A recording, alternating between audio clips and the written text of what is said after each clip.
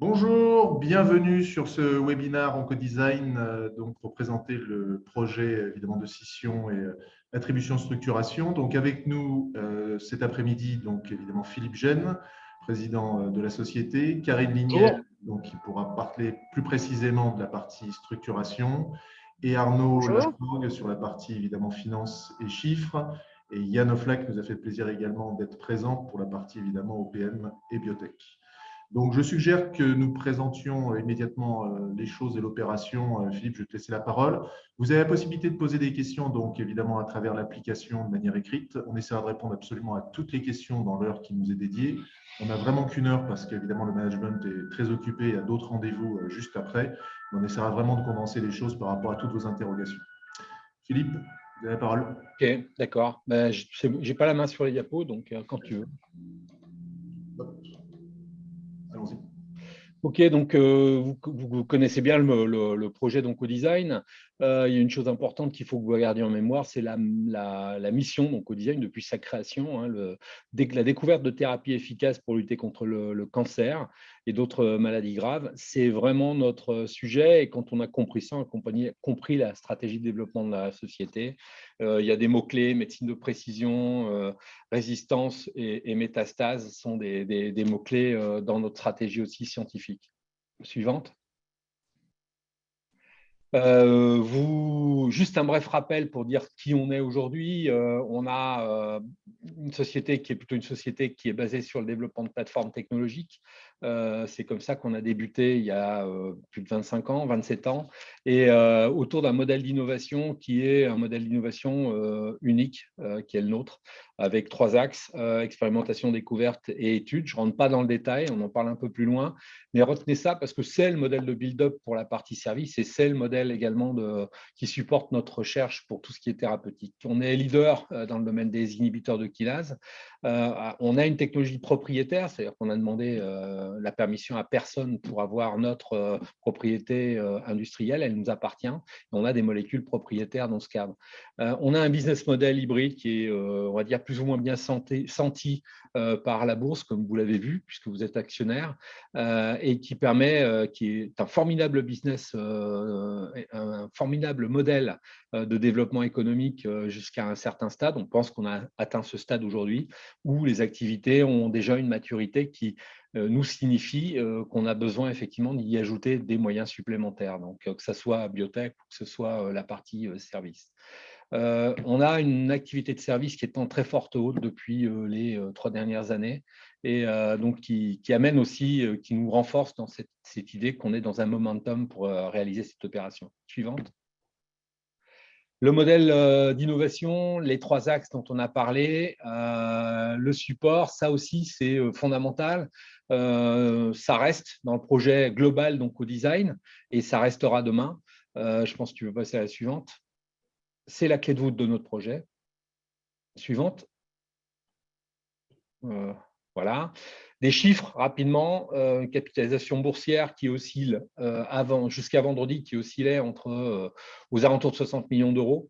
On a des revenus en 2021 qui sont enregistrés autour de 36,1 millions d'euros. Il ne faut juste pas oublier une chose, c'est qu'on a commencé l'année 2001 avec la subvention GSK qui était donnée sur les 4 années précédentes à hauteur de 8 millions annuellement, absente, puisque c'était la première année en 2021 qu'on ne recevait pas cette subvention, puisqu'elle était terminée.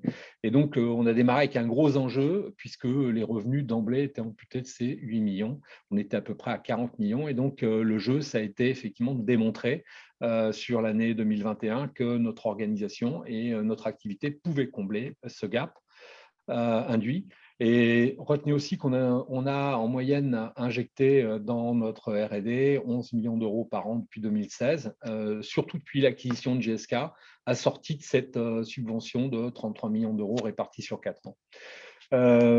Par ailleurs, on a un carnet de commandes. Fin 2021, on enregistre un carnet de commandes record avec plus de 39% par rapport aux années passées. Il en est de même pour le chiffre d'affaires service intrinsèque à 27,6 millions d'euros.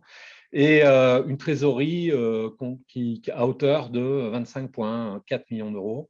240 salariés actuellement, donc avec beaucoup de PhD, 3 sites, le site historique de Dijon, les Ulysses et Montréal, des partenariats scientifiques, puisqu'on est une société où on a un vrai esprit collaboratif et un vrai esprit de partenariat. On porte avec d'autres nos projets pendant un certain temps. Servier, l'Arc 2, vous connaissez, OncoSnipe pour la partie IA, et 2 partenariats plus récents, Tumbio et SNG.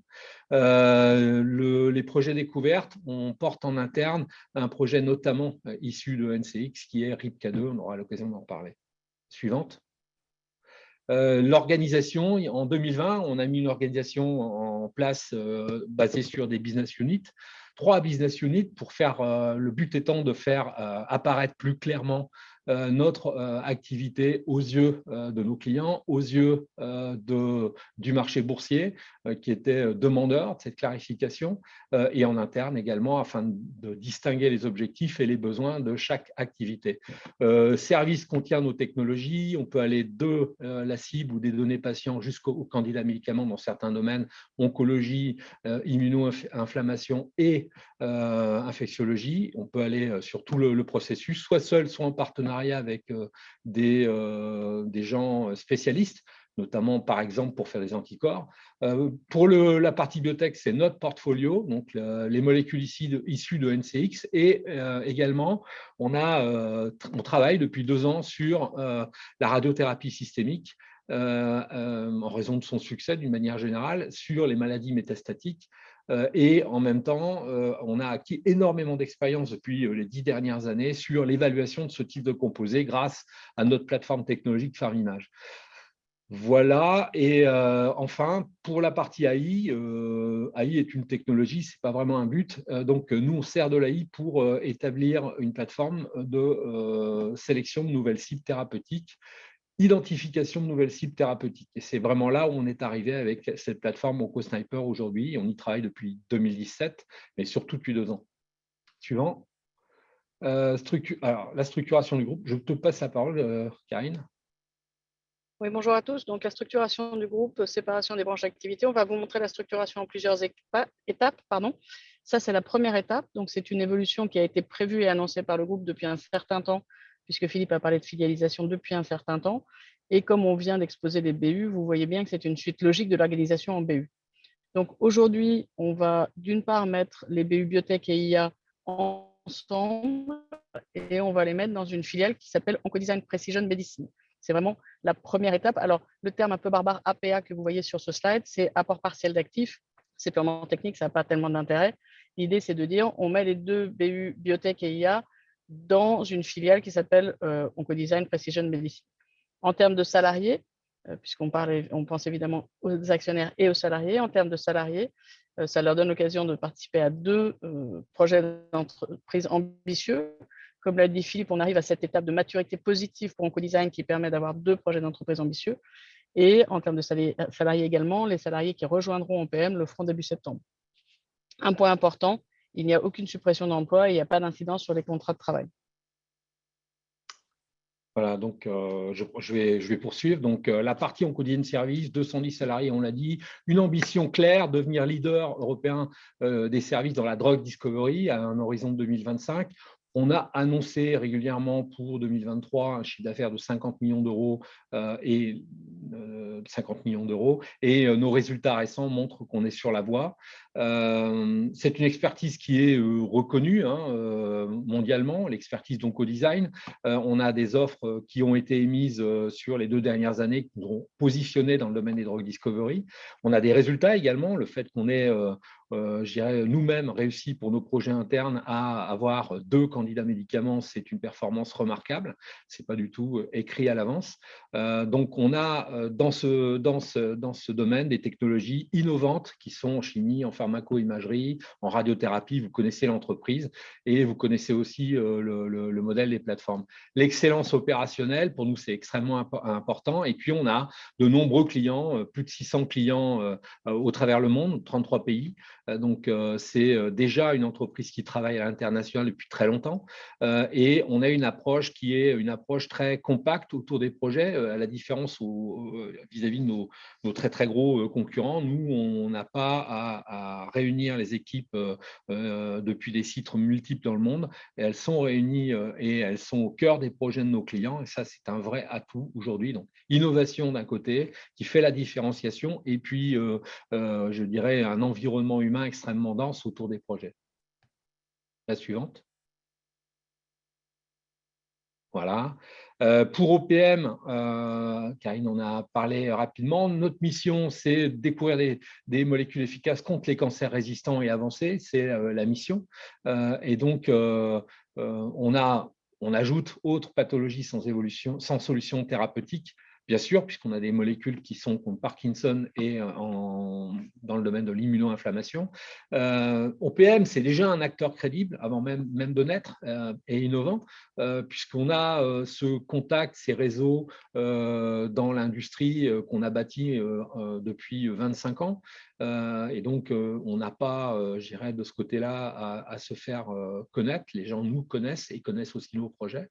On a un haut degré d'innovation et on a, je dirais, déjà des plateformes qui sont complémentaires en interne avec OncoSniper sur la partie identification de cibles, NanoCyclist que vous connaissez très bien sur les limiteurs de kinase, et puis tout ce qui est radiothérapie systémique, et on est en train d'investiguer une technologie de vectorisation extrêmement originale. Voilà. On a bien sûr l'objectif, c'est construire un portefeuille de produits. C'est vraiment un objectif biotech avec les risques qui sont associés à la biotech, car là, on est vraiment dans une zone de risque importante. Alors, OPM, c'est le fruit d'une vision qu'on a déjà depuis longtemps, comme vous l'avez compris dans la structuration du projet. Et donc, c'est pas, je dirais que les composés qui en sont issus sont notre propriété. J'en avais parlé aussi juste avant. Voilà, donc ça part de la sélection de cibles, comme toute médecine de précision, jusqu'à des composés dans le domaine des inhibiteurs des kinases ou MRT. Tout ça est très cohérent. On a déjà des projets, on a 2 projets qui sont déjà partis pour la clinique. Vous les connaissez, l'ARC2 en partenariat avec Servier, et puis RIPK2 que nous, on tient à amener jusqu'à la preuve du concept clinique phase 2. La structure, c'est toi. La deuxième étape de l'opération, comme vous l'avez compris, on aura une filiale OPM. Et cette filiale, on va la séparer de la maison mère, donc OncoDesign, et on va la coter. Et en faisant ça, on va attribuer à chacun d'entre vous des actions OPM. C'est-à-dire que pour toute action que vous avez d'OncoDesign, vous recevrez une action OPM par distribution en nature. Et donc, on aura 2 entreprises cotées sur Euronext Growth avec exactement le même actionnariat, donc un actionnariat en miroir, comme vous l'avez vu ici sur ce slide, qui permet d'avoir pour chaque actionnaire, encore une fois dans OncoDesign, une action OPM. C'est important pour nous de faire cette cotation d'OPM parce que ça permettra d'avoir une entreprise pure player biotech, en bon français, qui permettra de trouver les bons financements pour cette entreprise de biotechnologie qui aura évidemment besoin de financement et qui fera appel au marché. Suivante. Alors, vas-y, continue peut-être. Donc, la troisième étape de la structuration du groupe, c'est le projet de cession de la majorité d'OncoDesign Service, puisqu'à cette époque-là, on aura OncoDesign Service d'un côté, OPM de l'autre côté. Et il y a un accord avec Elian. On est rentré en négociation exclusive avec Elian pour acquérir un bloc majoritaire du capital d'OncoDesign Service. Donc, d'une part, on a une valorisation des titres, de l'ensemble des titres, donc de 100 millions d'euros, qui est bien supérieure à la valorisation boursière, mais ça, on y reviendra sans doute. Et d'autre part, on a donc un accord d'une cession d'un groupe majoritaire à Elian. Une fois que les 2 autres opérations auront eu lieu, donc la filialisation d'OPM et la cotation d'OPM, qui sont des conditions suspensives à cet accord, et ensuite, Elian, puisqu'il aura la majorité, lancera une OPA simplifiée, donc OPA-S. L'idée étant pour Elian, qui préférait ne pas avoir une entreprise cotée en bourse, d'atteindre 90% du capital de manière à pouvoir retirer Oncodesign Service de la cote. Donc, juste pour cette slide, pour vous montrer la continuité stratégique et de management. Pour la partie service, le nouveau CEO sera Fabrice Vianney, que vous connaissez déjà bien, puisqu'il est, il est directeur de la BU Service aujourd'hui. Donc, il viendra directeur général donc, au Design Service. Je resterai actionnaire par ma holding dans le capital donc, au Design Service et en même temps président du conseil de surveillance. L'ensemble des équipes de la BU Service en France et à l'international seront aussi, bien sûr, préservées. Et donc, pour la partie, la continuité de la stratégie, pour la partie service, on va continuer la croissance organique, mais surtout, et donc, pour continuer de se différencier, il faut faire des investissements en innovation scientifique. Ces investissements, ils passeront au travers d'acquisitions potentielles de savoir-faire nouveaux qui sont complémentaires à ceux existants pour bâtir au final une plateforme qui devra être leader dans son domaine. Par rapport, et on a bien sûr, alors OPM, si vous avez bien compris, c'est une société qui va compter une trentaine de personnes, surtout 100 laboratoires, et donc on a besoin d'un partenariat, enfin, il y aura un partenariat extrêmement étroit entre OPM et Oncodesign Service sur plusieurs années. Le partenariat est envisagé déjà dans un premier temps sur les 5 ans à venir et avec un engagement de volume au travers de ce partenariat. Et nous, on veut préserver la proximité des équipes. Vas-y, peut-être, Karine. Oui, alors une présentation rapide d'Elian et du fonds RS. Donc, Elian est en fait la société qui conseille de manière exclusive le groupe Edmond Rothschild, et notamment pour l'investissement du fonds RS, qui est Edmond Rothschild, je ne sais plus, Equity stratégique. Et ça, c'est le quatrième fonds de cette appellation-là. C'est un fonds qui, d'une part, est dédié aux entreprises de taille moyenne en Europe et aux États-Unis, et qui, notamment, a 4 zones d'intérêt pour les investissements, dont les services à la santé, et notamment à l'industrie pharmaceutique. Ils ont déjà fait un investissement dans un CDMO en Finlande. Et donc, Oncodesign serait leur deuxième investissement dans ce secteur très spécifique des services à l'industrie pharmaceutique.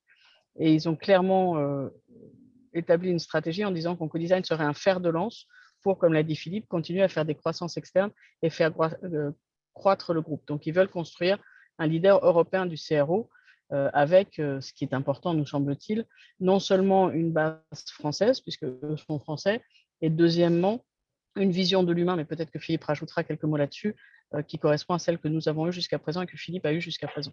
Alors, ce qui est très clair, c'est que durant cette période d'années passées, où on était à la fois chasseurs et chassés, on a rencontré beaucoup de dirigeants d'entreprise. On a déjà constaté que le marché de l'acquisition était un marché TCRO, techno, était un marché extrêmement actif et que par conséquent, les prix grimpaient très fort. Et d'autre part, dans les discussions qu'on a pu avoir avec d'éventuels acquéreurs, on a distinguer effectivement Elian sur son approche humaine par rapport au projet et également son acceptation au schéma un peu compliqué qu'on lui proposait, puisque ce schéma, classiquement, c'est l'acquisition d'une structure et son intégration. Là, c'est une structure cotée qu'on doit effectivement sortir à un moment donné de la cote et en même temps préserver un projet qui est un projet qui ne les intéresse pas, qui est le projet de biotech. Donc, voilà, ce qui nous amène au schéma dont on a discuté précédemment et c'était décisif, en plus de la valorisation qui, je crois, est excellente. Alors, il en est de même pour la partie OPM. Alors, cette partie, finalement, ça va être une jeune entreprise puisqu'elle va être créée ex nihilo, finalement, à partir de tout ce qu'on a déjà développé précédemment par transfert, donc, et avec une mission assez précise. J'en ai déjà parlé, je ne vais pas revenir dessus. Donc là, je serai PDG de cette structure dans le capital, puisque actuellement j'y suis, et donc par miroir, je le serai, et puis me suivent dans l'aventure ou me précèdent. Yann Oflac, CSO, Karine Lignel, qui prendra une position de CO, Arnaud Lafort, que vous connaissez également, qui est notre CFO, Sylvie donc, Fernandez-Forster pour la partie juridique et Thierry Bilouet pour la partie RH. Stéphane Gérard, qui est le patron de la BUIA, qui lui intègre avec son équipe dans la partie découverte de nouvelles cibles thérapeutiques.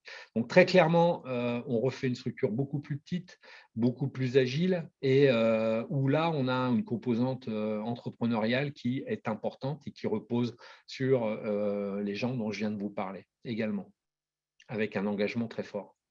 À toi, Karine. Le calendrier de l'opération, oui. Le calendrier de l'opération, aujourd'hui, on a tenu l'Assemblée générale pour l'accord partiel d'actifs dont je vous ai parlé précédemment.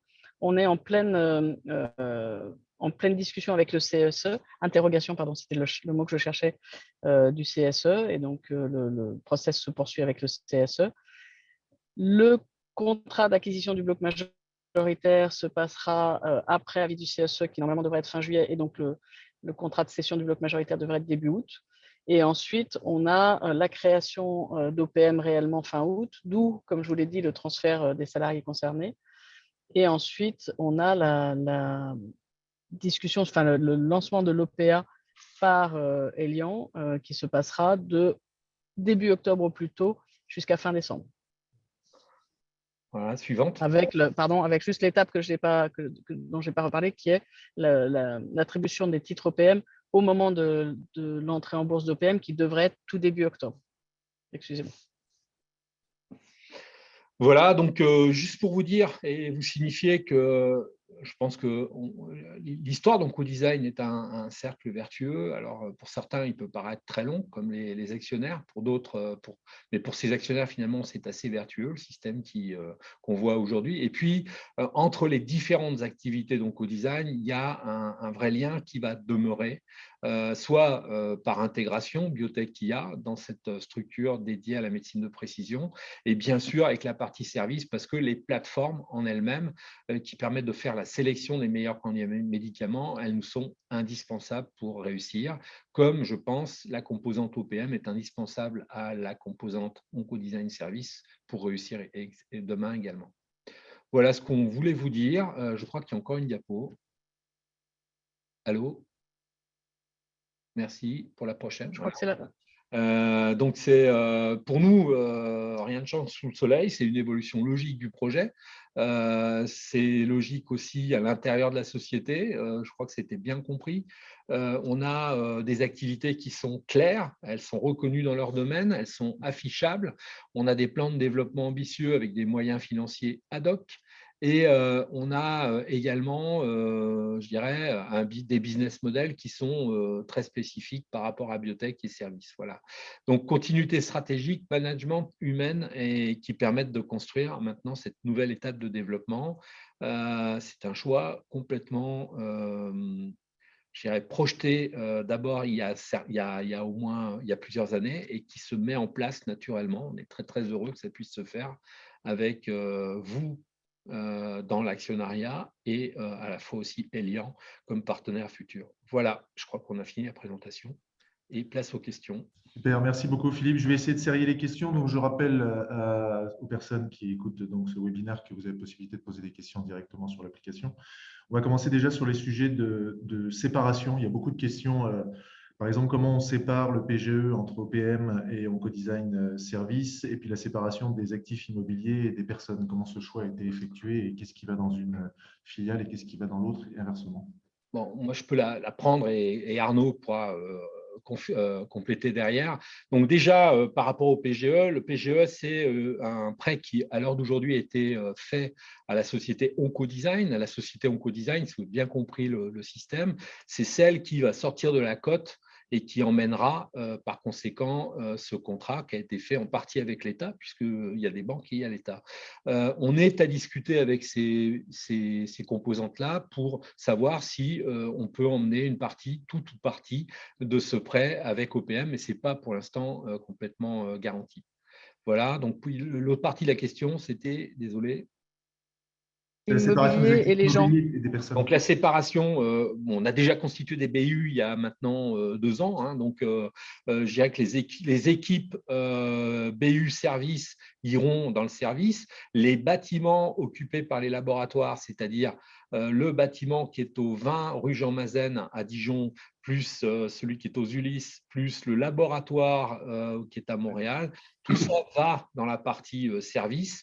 Au 18, les équipes IA et les équipes biotech resteront dans la partie 18 rue Jean Mazen à Dijon. La question pourrait se poser pour la partie corporate, puisque je dirais que vu la différence de taille des sociétés, on n'a pas vraiment besoin pour la partie OPM de toutes les compétences qu'on avait dans la partie oncodesign. Et en fait, les services resteront quand même pour l'instant au 18 rue Jean Mazen, donc dans le nouveau bâtiment. Et peut-être pour répondre, tu veux répondre sur la répartition des équipes support ou c'est… Alors, la répartition des équipes, je viens d'y répondre, je pense, parce que j'ai dit qu'il y avait déjà une BU biotech, une BU service qui partait au co-design service, et donc les gens ont leurs affectations à l'heure d'aujourd'hui, et il n'y a pas de nouveauté à ce niveau-là. Et les 2 BU biotech et IA, elles, se regroupent pour intégrer OPM. On va dire que la partie corporate, dont vous avez déjà vu les noms principaux, hein, je viens de les détailler quand je vous ai présenté OPM, ça concerne bien sûr beaucoup de cadres qui étaient dans le COMEX, et ces cadres intégreront la partie OPM et apporteront leurs compétences au service d'OPM. Et peut-être pour apporter un peu plus de précision, en fait, l'activité de détourage, c'est un exercice qui nous a occupé plusieurs mois et qui a constitué à remonter depuis 2010, depuis l'arrivée de l'activité biotech au sein d'Oncodesign, et qui nous a obligés à refaire la totalité des comptes, à retravailler l'intégralité des flux, à vérifier chaque équipement, chaque actif du bilan pour s'assurer qu'il était soit rattaché à l'activité de service, soit rattaché à l'activité de biotech. Et dans la même continuité, chaque personne, une analyse détaillée a été faite pour voir en fonction de sa charge de travail, de sa légitimité, de son rôle clé dans l'organisation, s'il était service ou OPM. Il y en a de même pour le CIR, il y en a de même pour tout ce que l'entreprise a pu produire depuis 2010, je crois. Et par conséquent, c'est un petit travail sympathique. Sur les actifs immobiliers, est-ce qu'on peut être plus précis sur la valeur? Il y a des questions sur le sujet. Alors, Arnaud, tu veux être plus précis? Alors, pour les actifs immobiliers, il y a un élément, c'est donc en fait le bâtiment historique de Dijon a été en leaseback pendant des années. Il est redevenu la pleine propriété au terme de ce leaseback en 2019. Donc, en fait, il est renseigné dans les comptes pour sa valeur nette comptable qui est à 0. Pour le CFH, c'est un bâtiment dont nous sommes locataires puisqu'il est en crédit bail. Donc, il n'est pas dans notre bilan. Les éléments de Montréal, nous sommes locataires également. Quant au bâtiment nouveau siège social d'Oncodesign, nous sommes également locataires de ce bâtiment. Donc, il n'y a pas d'enjeu de valeur sur les enjeux immobiliers. OK. Une question, Philippe, sur la participation aux bénéfices futurs de la partie service. Des gens nous disent par rapport à la rétroactivité en fait, de l'opération, on a l'impression qu'on ne participe pas à la perception de bénéfices sur la partie service avec l'OPA. Alors, moi, je vais peut-être prendre une réponse avec un raccourci de travers, on va dire. Pour moi, très clairement, je crois que la prime qui est au travers du prix payé par Elian pour la partie service est très significative. Hein, cotation 60, prix 100. Donc, il est clair que pour nous, l'opération, elle est à l'intérieur de cette valeur de titre et elle est intégrée. Voilà ce que je peux dire. Je crois que aujourd'hui, on doit être à une valeur de titre qui est inférieure à 14,41 encore. Donc, je pense que ça justifie bien effectivement que c'est un bon montant, ce 14,41.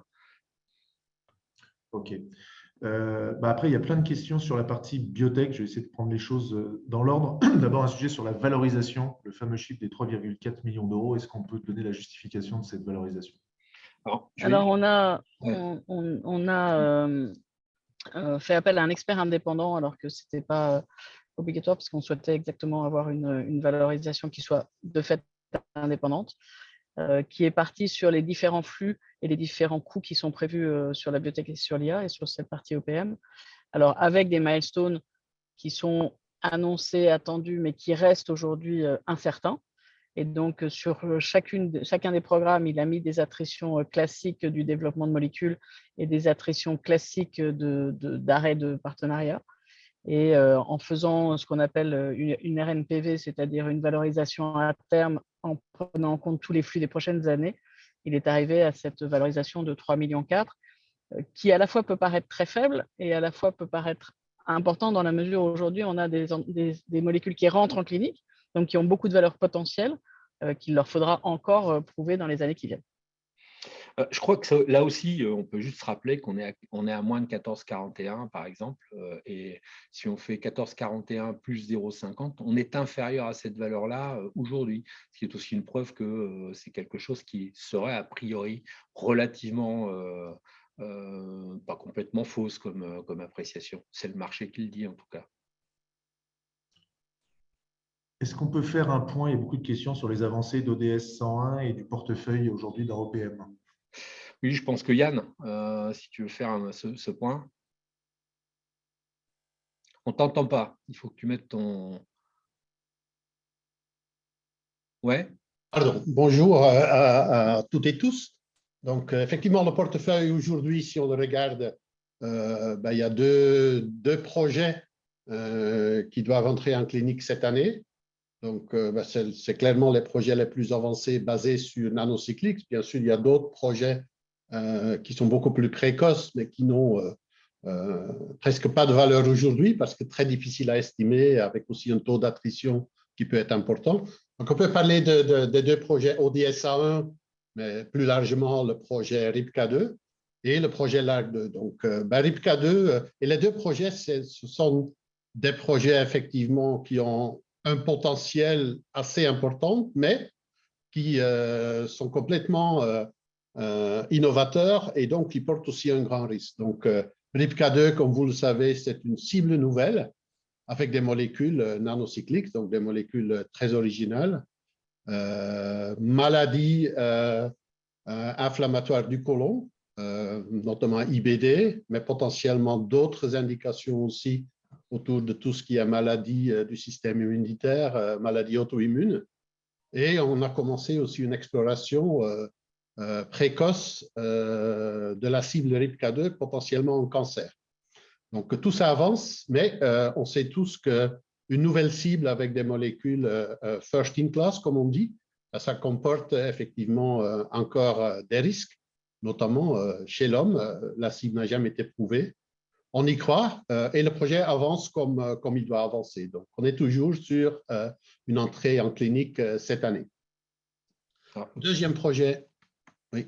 Deuxième projet qui est en partenariat avec Servier, comme vous le savez, et qui doit aussi entrer en clinique cette année, c'est le projet LARC2. Donc, LARC2, comme vous le savez, est une des deux cibles qui ont le potentiel de changer le cours de la maladie de Parkinson. À côté de l'alpha-synucléine, c'est bien la cible LARC2. L'idée de travailler sur LARC2 est née à partir de 2004-2005 en partant de l'identification d'une mutation activatrice de la kinase LARC2 dans des patients de Parkinson familiales. Et il faut savoir qu'en fait, toute l'industrie pharmaceutique a commencé à travailler sur cette cible justement pour trouver des inhibiteurs. Il n'y a qu'une société finalement qui a réussi, et c'était Genentech, des molécules après qui sont allées chez Denali. Et donc, c'est la première molécule qui est entrée en clinique. Oncodesign a réussi aussi à trouver des molécules en partenariat d'abord avec Ipsen, après avec Servier. Et donc là, l'avancement est aussi de mettre ces molécules en clinique et bien sûr de les avancer au plus vite. Ok. Donc, vous avez bien compris le portfolio d'OPM et le risque qui est associé. Je crois qu'on a 2 projets effectivement qui sont plus avancés en direction de la clinique et puis un ensemble de projets qui doivent encore avancer à des stades précliniques. Et ça nécessite effectivement des moyens, ce qui peut expliquer aussi l'évaluation qui en a été faite par l'expert. Clairement, on y croit, sinon on ne serait pas là, on connaît le contenu.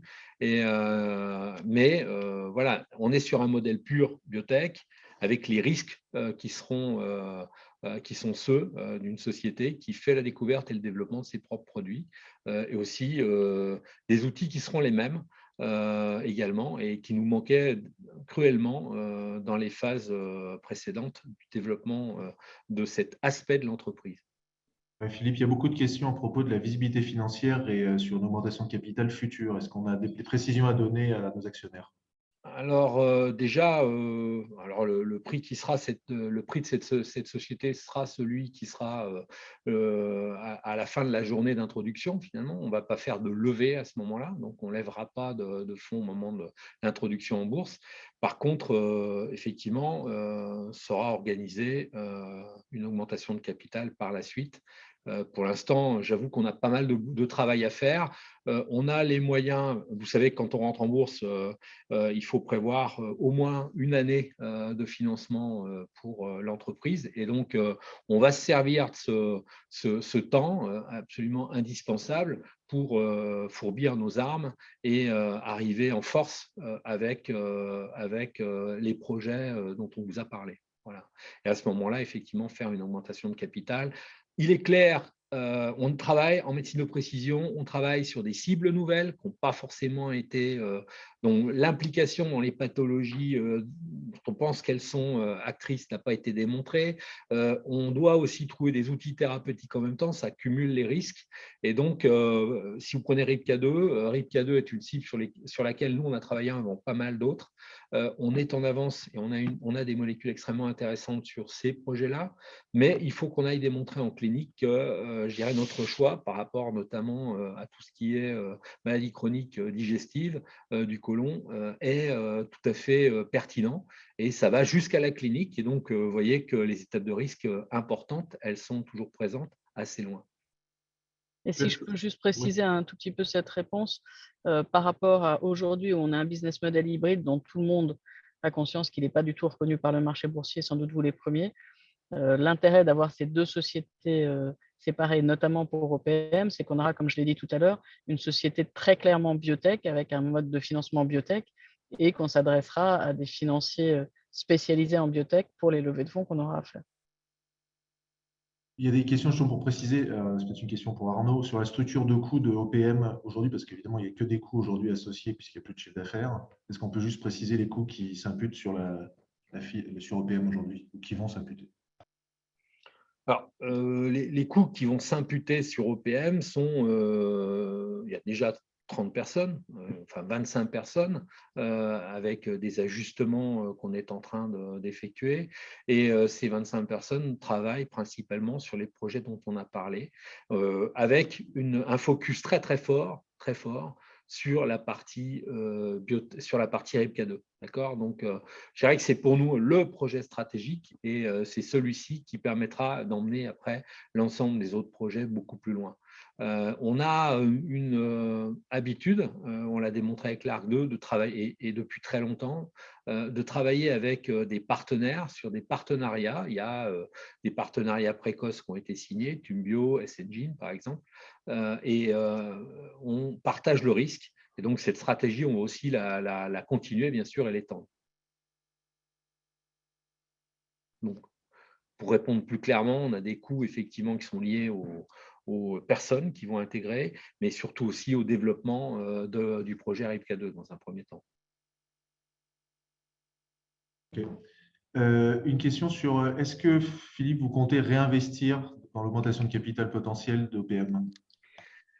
Alors oui, je compte réinvestir et je ne serai pas le seul. Je crois que tous mes collaborateurs et co-investisseurs maintenant sont tous très motivés par ce projet. Et donc, pour l'instant, on est un peu loin d'être sur des chiffres, mais clairement oui, parce qu'on y croit, on croit dans ce projet. Il y a beaucoup de questions en fait sur le fonctionnement, parce qu'il y a déjà des gens qui veulent apporter leur titre. Est-ce que Karine, tu peux expliquer ce que les gens doivent définir, à quel moment ils ont encore leur action et à quel moment ils vont recevoir des actions OPM, et ils auront bien 2 actions au lieu d'une aujourd'hui. Je pense qu'il faut repréciser les choses, que les gens sont un peu perdus par rapport au séquencement. Oui, non, c'est une opération qui est très compliquée. Remets le calendrier. Je remets le calendrier. Alors, donc, la cotation, aujourd'hui, il faut bien que vous ayez conscience on est d'accord sur la structuration, on a signé les grands principes et qu'il faut mettre en œuvre. Donc, comme j'ai l'habitude de dire depuis quelques jours, on a fait un sprint et maintenant on part sur un marathon de mise en œuvre des différentes opérations avec un calendrier qui aujourd'hui pourrait évoluer légèrement. Donc, ce que je veux dire, c'est ne prenez pas au jour près ce que je vais vous dire. Aujourd'hui, ce qui est prévu, c'est que l'attribution cotation des titres OPM est le 5 octobre, au plus tôt. Donc, il y a marqué au plus tôt. C'est à ce moment-là que vous recevrez chacun une action d'OPM pour vos actions ODS. Tant que la cotation d'OPM n'a pas été faite et qu'il n'y a pas eu la scission totale des 2 entreprises, il ne peut pas y avoir achat du groupe majoritaire, achat réel du groupe majoritaire et OPA. Donc, l'opération clé, entre guillemets, ça va être la cotation d'OPM. À ce moment-là, vous recevrez chacun, encore une fois, un titre OPM par action ODS. Et il y aura la cession effective du groupe majoritaire et le lancement de l'OPAS. Donc, début octobre, mi-octobre, je ne peux pas vous dire exactement quel jour ce sera. Et à partir de ça, Elian fera une offre de public d'achat simplifiée puisqu'ils ont déjà plus de 50% ils auront déjà plus de 50% du capital. Et vous aurez quelques semaines pour apporter vos actions dans le cadre de cette OPAS jusqu'à a priori, avec le calendrier actuel, encore une fois, avec un petit peu de marge la fin de l'année.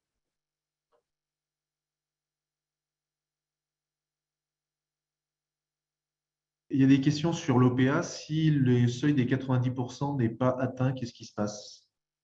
Tu veux que je réponde, Philippe, ou Oui, vas-y. Alors, si le seuil de 90% n'est pas atteint, la société restera cotée.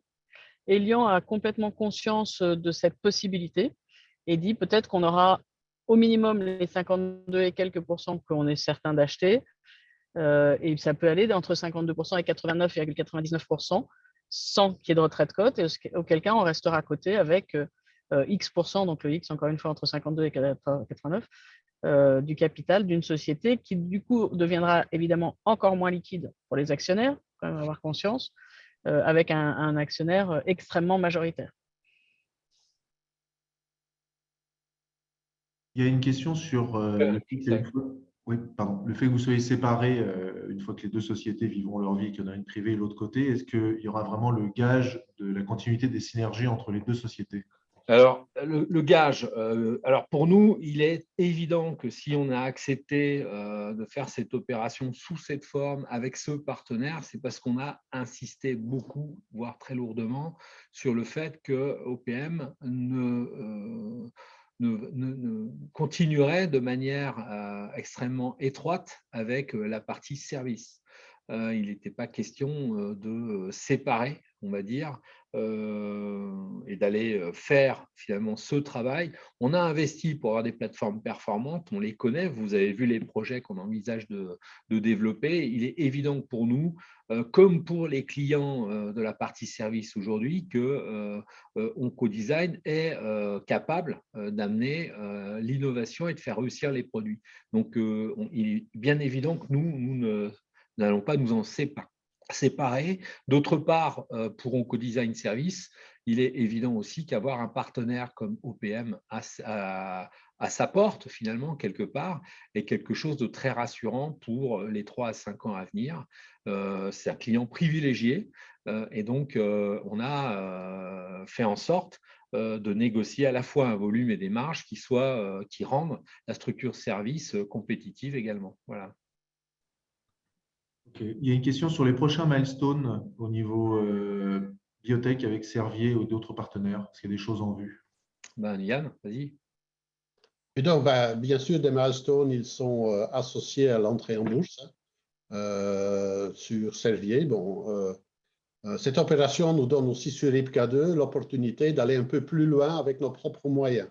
Et ça, c'est assez important. Donc, je pense que beaucoup de vous savent que l'inclinaison de valeur d'un projet type biotech se fait surtout au moment du preuve de concept chez l'homme. Donc, preuve de concept de l'efficacité de la molécule chez le patient. Et ça, bon, sur IPK2, donc c'est quand même encore un travail de quelques années. Néanmoins, c'est là effectivement où l'industrie pharmaceutique sera extrêmement intéressée si on arrive à démontrer ce preuve de concept. On ne peut pas en dire beaucoup plus sur l'ARC2. Comme dit, c'est une cible pas facile, assez expérimentale, mais potentiellement extrêmement intéressante parce que la maladie de Parkinson, vous savez aussi qu'il n'y a que des traitements symptomatiques aujourd'hui. Donc, ça peut changer le cours de la maladie. Et bon, effectivement, donc, à ce moment, vous savez que c'est un projet qu'on a signé avec une valeur potentielle de plus que 300 millions d'euros. Il faut savoir aussi qu'on parle là d'une durée qui dépasse la mise sur le marché. Donc, c'est une durée qui peut durer plus qu'une décennie.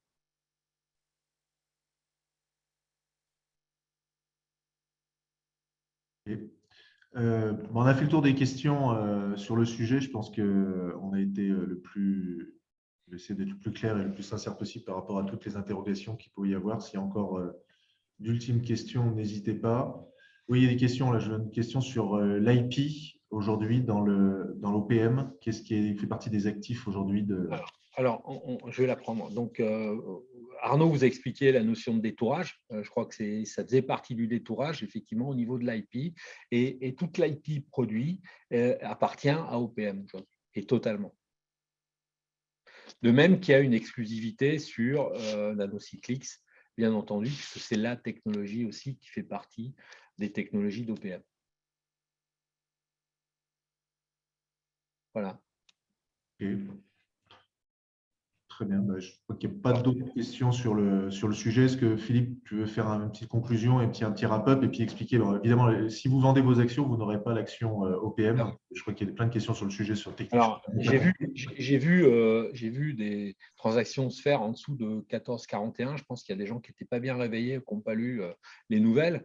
Mais il est bien évident qu'à l'heure d'aujourd'hui, je ne vois pas l'intérêt, du moins, je ne suis pas très spécialiste de la bourse, mais j'en vois difficilement l'intérêt. Je crois que Karine vous a expliqué que globalement, entre le 15 septembre et mi-octobre, vous aurez effectivement des consignes assez claires. Non seulement vendez pas votre action, attendez de le faire dans le cadre de l'OPA 1441 plus une action d'OPM. OPM, alors typiquement, les 1441, ça dérisque vos investissements précédents, je crois, on peut le dire. Et le ticket OPM, c'est vraiment le ticket pour le futur et c'est pour le voyage supplémentaire et c'est l'upside. Donc, je crois que ce projet, quand on le prend dans le temps, il est assez vertueux. Je suis très content qu'Oncodesign, si maltraité par la bourse, apporte ce cadre vertueux à cet environnement boursier. Voilà, c'est une petite récompense. Sans doute que beaucoup d'entre vous trouveront qu'elle arrive peut-être trop tard ou pas assez tôt, comme vous voulez. Ceci dit, on est dans le temps industriel, on n'est pas dans le temps boursier, d'accord ? Donc, il faut aussi comprendre que quand vous investissez sur des projets, il y a un temps industriel derrière et ce n'est pas le temps de la bourse. Voilà, ce n'est pas forcément votre temps à vous. Donc, il faut comprendre absolument bien le domaine dans lequel vous investissez pour derrière, effectivement, vous caler sur la réalité des temps de développement. Mais on est très heureux, très heureux pour les équipes de cette reconnaissance. Encore une fois, je trouve que c'est une très belle valorisation. Bien sûr que c'est la partie service, bien sûr qu'il y aura une performance aussi sans doute et sur la partie, on va dire, biotech et IA, mais c'est surtout, je dirais, très valorisant pour les équipes à l'heure d'aujourd'hui qui ont travaillé depuis toutes ces années à la construction de ces plateformes et aussi de ces produits. Et sachez aussi que tous les salariés d'Oncodesign sont aussi actionnaires d'Oncodesign et donc pour certains se retrouveront aussi effectivement dans l'aventure d'OPM, au moins dans le capital, et ça c'est aussi un gage important de continuité du projet. Les valeurs qu'on a, je crois qu'on les a exprimées toutes ces années passées. Je crois qu'elles sont fortes chez nous, on ne fait pas de concessions, ce qu'on dit, on le fait. Et je crois que c'en est un bel exemple. Et on est très heureux que, je dirais, les fidèles investisseurs, et il y en a un certain nombre, et je les connais pour les avoir vus et rencontrés et répondu à leurs questions, ces fidèles investisseurs puissent trouver, je dirais, bonne fortune dans ce déroulé. Voilà. Super, merci beaucoup Philippe, merci à toutes et tous pour votre participation. Et puis on vous redonne rendez-vous sur les dates exactes sur les opérations. Et on vous reprécise donc aujourd'hui, donc vous avez l'estimation sur la partie service donc pour 100 millions et vous avez la promesse du futur par rapport au titre OPM que vous pourrez avoir si vous gardez vos actions. Voilà. Merci à tous, merci, à bientôt. Merci beaucoup. Au revoir. Bonne journée. Bonne journée. Au revoir. Au revoir.